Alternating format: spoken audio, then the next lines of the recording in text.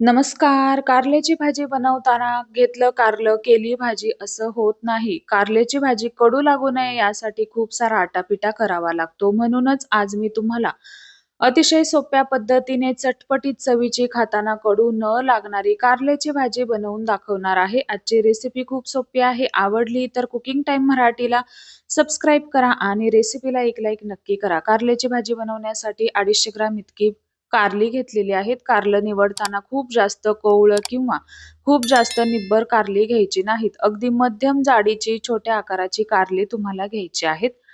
आता भाजी बनवायच्या अगोदर ही कारली स्वच्छ आपल्याला धुवून घ्यायची आहे. धुवून घेतल्यानंतर याचा पुढचा व मागचा भाग कट करायचा आहे. कारलं तुम्ही तुमच्या आवडीच्या आकारामध्ये कट करू शकता. तर हे मी अंडाकृती आकारामध्ये कट करून घेतलेलं आहे.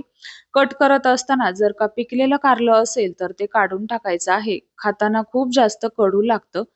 यामध्ये जर का बियांचं प्रमाण खूप जास्त असेल तर ते सुद्धा आपल्याला काढून टाकायचं आहे. कारण बियांमध्ये सुद्धा खूप जास्त कडवटपणा असतो. बरेच जण भाजीमध्ये बिया सुद्धा वापरतात. तुमच्याकडे खात असतील तर बिया वापरल्या तरीही चालेल. अशाच पद्धतीने मी सगळी कारली कट करून घेतली. कट केलेल्या कारल्यामध्ये आपल्याला अर्धा चमचा इतकं मीठ घालायचं आहे. पोहे खायचा चमचा घेतलेला आहे. पाव चमचा इतकी हळद घालायची आहे. आता घातलेलं हळद व मीठ आपल्याला या कारल्याला चांगलं हाताने चोळून लावून घ्यायचं आहे. सगळ्या कारल्याला हळद, मीठ लागेल अशा पद्धतीने हे आपल्याला चोळून लावून घ्यायचं आहे. यानंतर यावरती झाकण ठेवून हे आपल्याला अर्ध्या तासासाठी किंवा 1 तासासाठी असंच ठेवून द्यायचं आहे. आता भाजीसाठी फोडणी करूया. कढईमध्ये 4 मोठे चमचे तेल घेतलं. तेल कडकडीत गरम झालं. 1 छोटा चमचा मोहरी घातली. 1 चमचा यामध्ये आपल्याला जिरं घालायचं आहे. यानंतर पाव चमचा हिंग घालायचा आहे. जिराचं प्रमाण तुम्ही थोडंसं वाढवलं तरीही चालेल. आता यानंतर एक मध्यम मोठ्या आकाराचा कांदा बारीक असा कट करून घेतलेला आहे. कांद्याचं प्रमाण सुद्धा तुम्ही थोडंसं कमी किंवा जास्त करू शकता.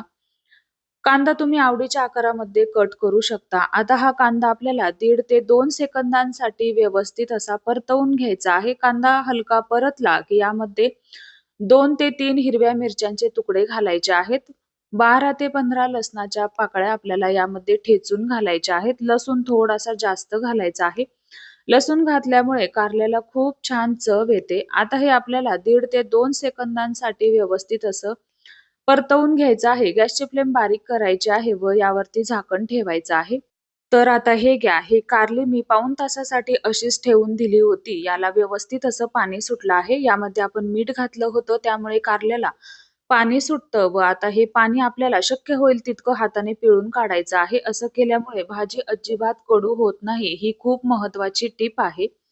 आता इकडे आपला कांदा सुद्धा व्यवस्थित असा परतला गेला आहे.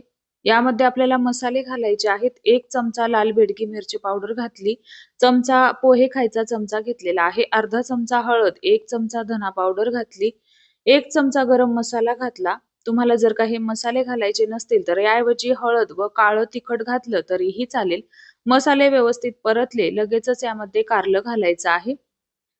यानंतर आता हे कारलं व्यवस्थित असं या मसाल्यांमध्ये परतवून घ्यायचं आहे. चवीनुसार यामध्ये मीठ घालायचं आहे. एक मूठभर बारीक चिरलेली कोथिंबीर घालायची आहे.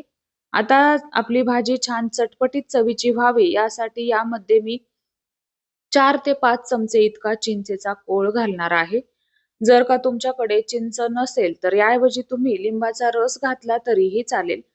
यानंतर 1 ते 2 चमचे साखर घालायची आहे. गूळ माझा संपला होता. तुम्ही याऐवजी गूळ वापरला तर अतिउत्तम. आता हे आपल्याला व्यवस्थित असं परतवून घ्यायचं आहे.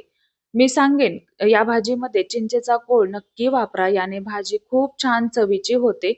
परतलं की लगेचच यामध्ये आपल्याला एक छोटा पेला इतकं पाणी घालायचं आहे. पाणी घातल्यानंतर आता हे आपल्याला व्यवस्थित असं मिक्स करून घ्यायचं आहे व हे कारलं आपल्याला बारीक गॅसवरती छान असं शिजवून घ्यायचं आहे.